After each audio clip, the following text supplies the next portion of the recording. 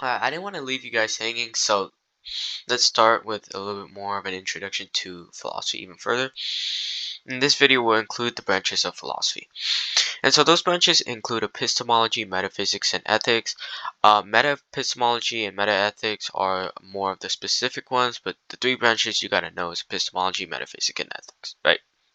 And so, epistemology is known as the doctrine of knowledge, and it asks how we gain knowledge and what is knowledge, and what does it mean to justify something, right? Epistemic justification, and then you got epistemic justification theories, like coherentism and foundationalism, which we will get into later.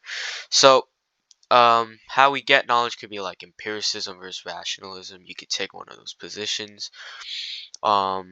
How we justify could be coherentism or foundationalism or reliabilism, virtue epistemology, pragmatism, right? A lot of stuff like that. And metaphysics is the study of what exists or not. There is a thing that you need to know is that epistemology, metaphysics, and ethics are intertwined with each other, meaning that you can't divorce them because they presuppose that, right? For example, when you're doing the branch of epistemology, you're presupposing knowledge exists. Therefore, there's some metaphysical presuppositions in there, right? And so don't get metaphysics confused with ontology because ontology is more fundamental in the sense that if I say something ontologically exists or the claim I exist is an ontological claim, it's also a metaphysical claim. But ontology is like is like something that's actually objectively in reality instead of just existing conceptually. So that's basically the distinction. But ontology is still metaphysics, right? And so ethics, there is some controversial definitions. Usually, it's normative ethics would be like what is right or wrong. But in general, I'll define it for how most professors of philosophy would like to define it. So ethics teaches how one ought to live their life, or some might as well define it as a way of life.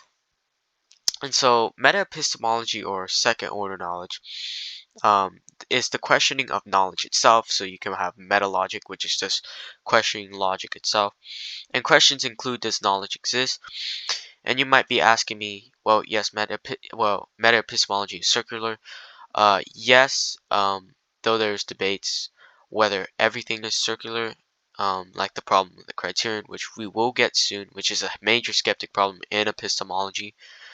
And so this is what basically meta epistemology is.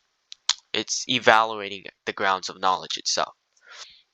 And so metaethics is the study of the foundations of morality and ethic itself. If more facts exist, what are the nature of them? We'll get into more anti-realism versus realism. And later on the series, we'll dive into a lot of metaphysics.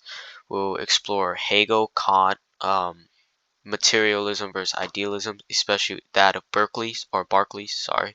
And then we'll get into Christian apologetics later, which will include the Augustinian Neoplatonic teachings, and then St. Thomas Aquinas with Aristotelian metaphysics.